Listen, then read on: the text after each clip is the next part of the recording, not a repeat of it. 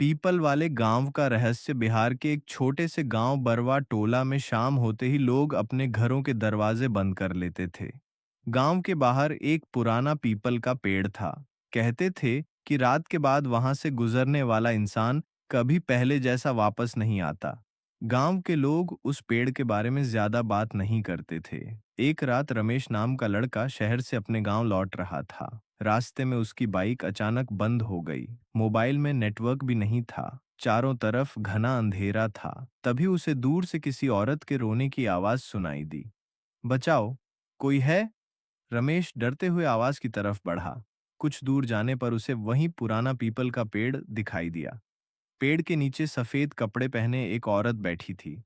रमेश ने पूछा, आप यहाँ इतनी रात में क्या कर रही हैं? औरत ने धीरे धीरे अपना सिर उठाया। उसका चेहरा अंधेरे में साफ नहीं दिख रहा था। उसने बस इतना कहा, तुम्हें गांव जाना है ना?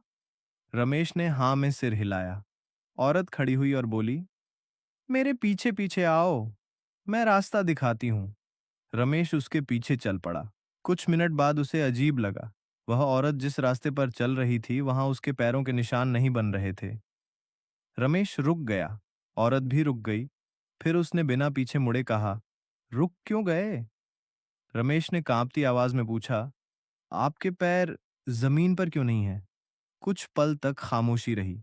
फिर औरत धीरे धीरे पीछे मुड़ी। उसका चेहरा देखकर रमेश के होश उड़ गए। उसकी आंखें पूरी तरह काली थीं। वह मुस्कुराई और बोली, क्योंकि मैं इस गांव की नहीं हूं। अचानक तेज हवा चलने लगी।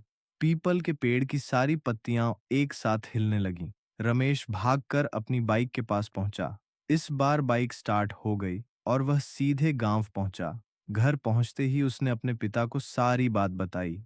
पिता का चेहरा पीला पड़ गया। उन्होंने कहा, तुमने उसे देख लिया? रमेश ने पूछा, किससे?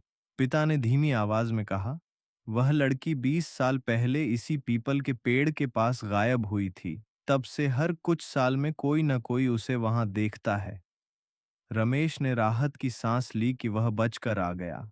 लेकिन तभी उसकी मां कमरे में आई और बोली, बेटा, तुम्हारे पीछे कौन खड़ा है? रमेश ने धीरे से पीछे देखा।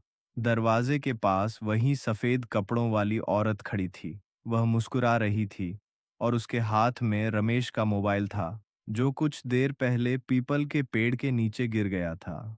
उस रात के बाद रमेश ने कभी उस रास्ते पर जाना तो दूर, गांव का नाम तक किसी अजनबी के सामने नहीं लिया। और आज भी बरवा टोला में कहा जाता है, अगर आधी रात को पीपल के पेड़ के पास कोई तुम्हारा नाम लेकर पुकारे, तो पीछे मुड़कर मत देखना।